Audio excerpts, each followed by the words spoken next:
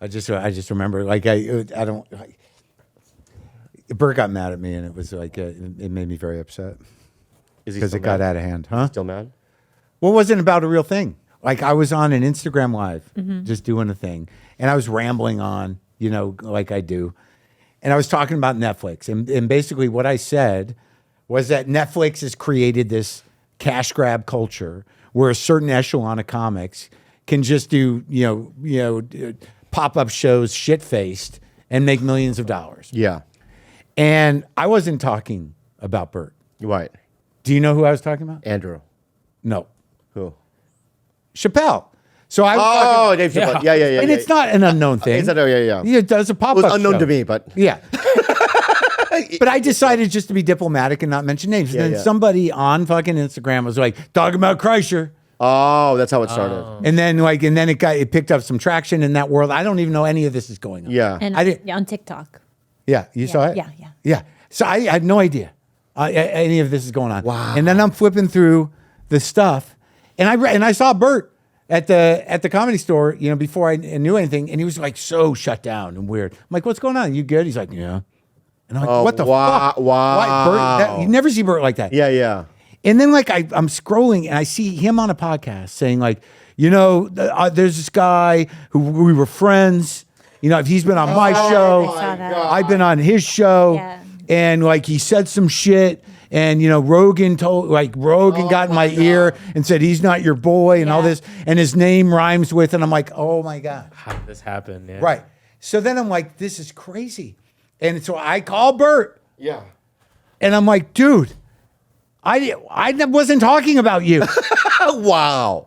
I said, you don't do pop-up shows. Yeah. I was talking about Dave. And Bert's like, well, that tracks. I'm like, well, great. So now what do we do? Right. He made the whole thing. Yeah, he made a whole thing. And, it was, and ultimately it doesn't really matter. I don't live in that world. But you do. But it was just so upsetting. Yeah. That somebody had clipped it for TikTok. And then re-hashtagged it. Wow. And Bert's like, well, I saw the tag. And I'm like, I didn't do that. Yeah. I'm gonna clip that and then hashtag it Bert Kreischer isn't funny. Yeah. Yeah.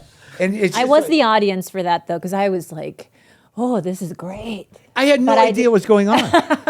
Yeah. But it is fun. It's fun to watch.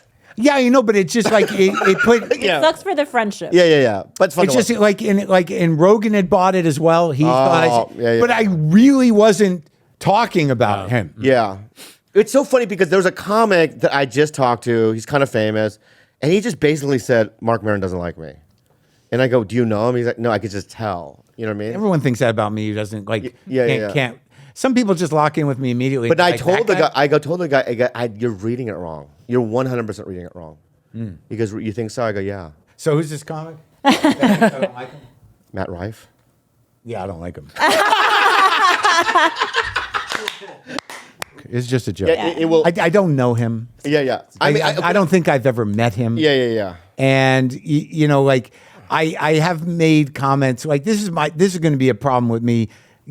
Going on into the future is that, because I'm of another generation, and because of my opinions of crowd work, in general as a crutch, I'm going to judge it differently. So like whether or not, it becomes like, ultimately it's a whole different game and anybody's success, however they do it.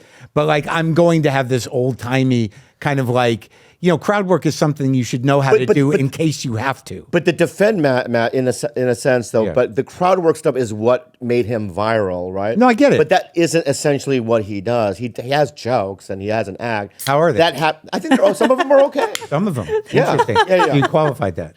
Oh my! I haven't seen his whole set, but I'm just saying that. Okay, I love what you're doing right now. He just put you in a. Stop. No, here we go. All right, what I want to say is. But when you see a kid come to LA, wait in the open mics like he did, crawl his way up like he did, he's been around forever. I knew him when he was a kid. Yeah. Right? And doing spots every night, grinding. You kind of go, he did put in the work. Yeah. So like, here's the thing with that. Like, what if I generalize about where comedy is at now? There's going to be comics that represent that who are going to just assume that it's some sort of personal thing. But it's just me being a fucking old man Right. in one way. Yeah. And me, just seeing what's happening with the form and being critical of it. Yeah. So like I don't even know that guy.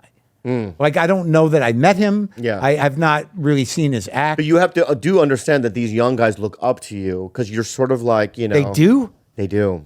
I mean, not only do they do, like I always say that, without you and that other guy, that podcasting wouldn't be what it is. I mean, you guys, Joe? Yeah. You guys are both the pioneers in different ways we've learned. You know what I mean? So my point being is that we do look up to you. And so he, and he's also, I know he's hot right now and all that, but he's a very sensitive guy. We're all and he wants to be accepted by the community. Yeah. Yeah. Yeah, I don't have anything to, like, I have nothing personal against that. Okay, good. Yeah. Do you know what I mean? Yeah. And ultimately, none of it, like, here's the thing is that because of this culture we live in, everybody wants to, cause trouble and pit people against each other or whatever. And, certainly I talk about comedy in a certain way, and there are certain problems I have about where it's at now, but who gives a fuck?